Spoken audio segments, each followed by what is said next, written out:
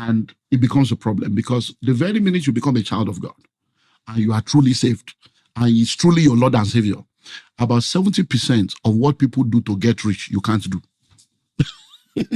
You can't steal, you can't be corrupt, you can't lie, you can't do kidnapping, you can't do Yahoo, you can't do runs, you can't do bunkering, you can't do organ trafficking, you can't do so. Cheat, defraud. So that is why you have to know what to do from the kingdom perspective to prosper, which is why people like us push kingdom economics, biblical economics, helping people to know, look, this is how. It's not by going to church, somebody lay hands on you, you can't prosper. No. And that greed is a problem because the message is not balanced. And many times, for somebody like me, it's amazing that a lot of people don't even know I'm a pastor because I speak on relationship, finance, and leadership.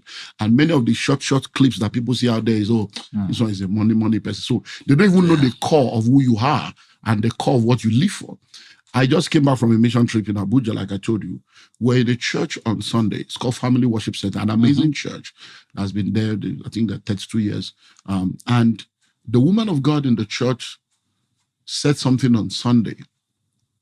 And on the way back, the pastor of the church, the resident pastor that picked me up, was telling me that you don't have an idea what that thing did to her. That it really happened. Because she came to the pulpit and she said that all this, this is on social media, is online. So all this profile that they are giving me to read about this man is not the issue. He said, but I've encountered him. And he has done some things that I'm like, wow, this is integrity. And what is she talking? And what she's talking about, I'm like, but that's the normal thing. But you see, why? They invited me to come, and she said she wants me to come. So we've been on and on. I said, look, I'm actually busy. She wants me to come for like 2 Sundays. I said, Mama, 2 Sundays. I said, but I'm actually, let's look at, I said, okay, let's do it this particular time. And the reason why I said that was because I was already going to Abuja on mission. So I spoke to him and I said, you know what, these people want me to come and I need to honor this woman. So what we're going to do is we'll do the meeting on Friday, on Saturday. On Sunday, you will handle the Sunday so that I can go there and do what they want me to do. So we had that. So then she sends me a message. Okay, we are preparing for you. How do we want to do your ticket and your ticket for your PA? We want to take care of your hotel. So I said, no, I'm already coming to Abuja. My ticket is paid for. Everything is paid. You don't need to do anything. That's why I said, let's do that because it's the only available date for the year. So she's like, wow. Because she's like, this is a Nigerian. It is his right. He could have still told me to. You see, that is where this greetings comes in. But it never crossed my mind to collect. Why will I collect money for something I'm already going? That shows you. I was in the US, in Virginia, speaking for a guy. I'm the first black person next to Miles Monroe. In fact, I'm the first African, the first black person that has ever preached in that church, all-white church in Virginia. This guy brings me to the church because I did something that was still on this greed matter. The guy came to Nigeria. Some people invited him. He came to Nigeria and they messed him up and he was stranded. And then he walks into our bookstore and he says he wants to talk to the owner of the bookstore. And then I said, yes, can I help you? He said, well, that he came to Nigeria. He brought all these books. And that's the people that invited, they didn't even come to the airport to pick him up. He had to book an hotel. So he has changed his ticket, but he can't carry all these books away that he was looking for bookstore. And they told him about our bookstore. Is there any way we can help him? Whether we just keep the book. I said, so no problem. So I looked at the book. I said, okay, how much? I said, well, you can't sell in America, in Nigeria. So I said, no, so you know what I did? I said, do you have an account in America? He said, yeah. I said, I have an account, but let me pay you for the books upfront because it may take a while to but what I will tell you is if you have CDs or tapes, if you can afford it, send us some of your materials. We can get a slot for you on radio. Do 13 weeks so that they'll be playing you and we'll be putting the address here so that the book will sell over time. So think of that while you go. That's all. I didn't know who he was. I didn't know how great it was. I only just did that just because I've been there before. I know what it means. So I collected the book and we arranged to pay him up front. And then the guy sends me a message saying, you don't know what you have done. That all I've heard about Nigeria, you redeemed the image of Nigeria. That when are you coming to America? Coincidentally, so he invited me. When I got to the church, my brother, see thousands of people, Igbo. Black people were there, but I'm like, wow. So, and people were also excited that I heard they have brought a black man to our church because Nigerians were there, different countries. We finished and he said somebody wanted to take us out for lunch. I said, no problem, I'm your host. Whatever you want us to do, we'll do. Unknown to me, this guy was a billionaire, a Ghanaian couple, billionaires in the US. Whoa. So we got to the place, we had the dinner and everything, lunch, late lunch into dinner, and he said, okay, there's something they want to do. If I can come the next day, they have spoken to him, so that the next day they just want to take me somewhere on the way to the airport. And I said, well, no problem. So we got there. This place was like almost 6 football field, 6 filled with cars.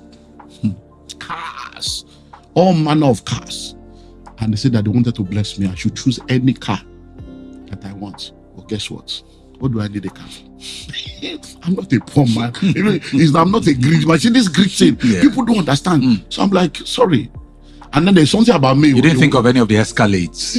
I'm like, okay. I said, no, I don't need any car. I've got cars. So I said, if I don't say, so I say, well, if at all, then maybe you can give my church buses to be carrying people to win souls. I don't need it. If I collect car now, I will have to sell it because I don't need cars.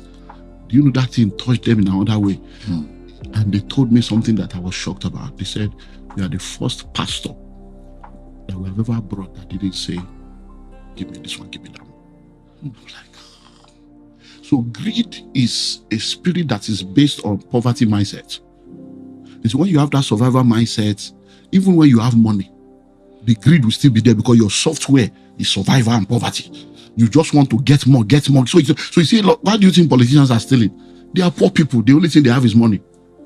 They are poor people, spiritually poor, mentally poor. So that poverty mentality, emotionally. So is that how do you carry billions of naira, millions of dollars and lock it up in sock away, lock it up? You have a mental problem. It's a deficiency. These guys are not normal.